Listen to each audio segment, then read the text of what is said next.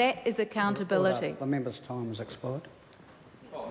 I call Matt Doocey. Thank you very much, Mr Speaker. I rise to take my call in opposition of the Ombudsman Cost Recovery Amendment Bill. And I must disagree with that last speaker.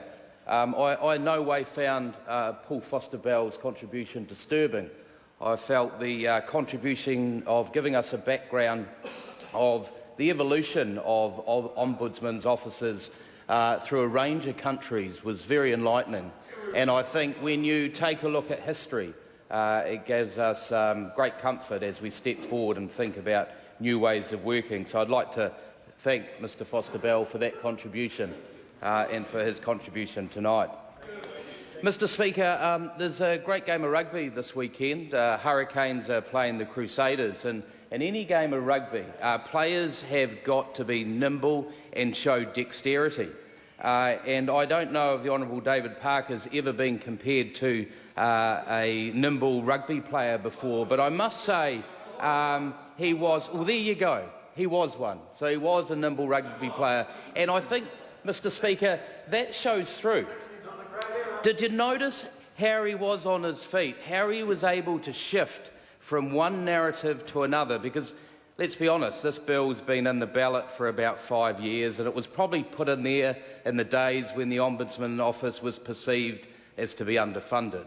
So cost recovery was about how do we fund the Ombudsman's office? Well, the perception of it. So it sits in the ballot for 5 years, and then it gets pulled, and then he starts to do his research, and he starts to think, well, actually, when I see that the Ombudsman's office since 2012 has had a funding increase of 70%, from 9 to 12.5 million. I'll give him this. He's a smart man, so he's obviously thought to himself, how do I reframe this bill? How do I get the narrative right? OK, all right, let's pitch cost recovery as a financial punishment. Let's take that approach. But one of these things, and I must quote David Shearer, who I always felt impressive in Members' Night, when he used to say, this is typical of the government, it's a policy solution waiting for the problem. And I think, in the words of David Shearer, that's exactly what this is, Mr Speaker, because this isn't about cost recovery in the sense. I mean, let's look, if we're going to throw policy ideas around like this, what are the unattended consequences? So if this is a financial punishment for an agency that is not complying, does that mean an agency that's pretty well resourced can just pay its way out of not complying? I mean, let's think this through. So why don't we think of other ways? Because in the end, this is about the complaints process.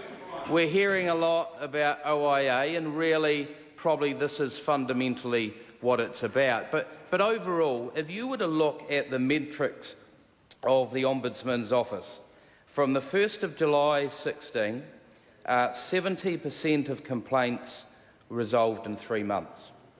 I would have thought that's pretty good. Currently, the rate is 90%.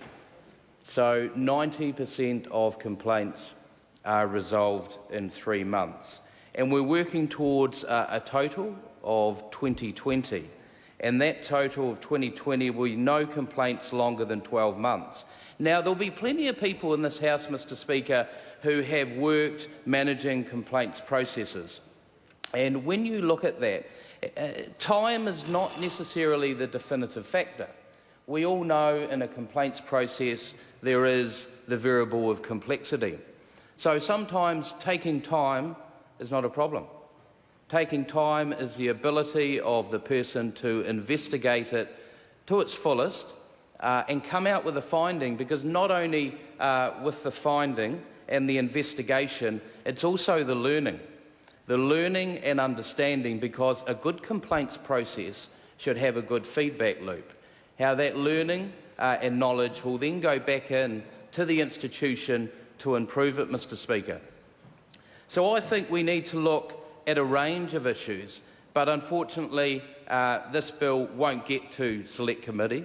There is some thought of putting a bill through to the Select Committee stage to get kicked around a bit, to see where it will end up. But fundamentally, I think this bill is flawed, and that's why I oppose it. Thank you, Mr Speaker. I call Materia Ture. Thank you very much, Mr Speaker.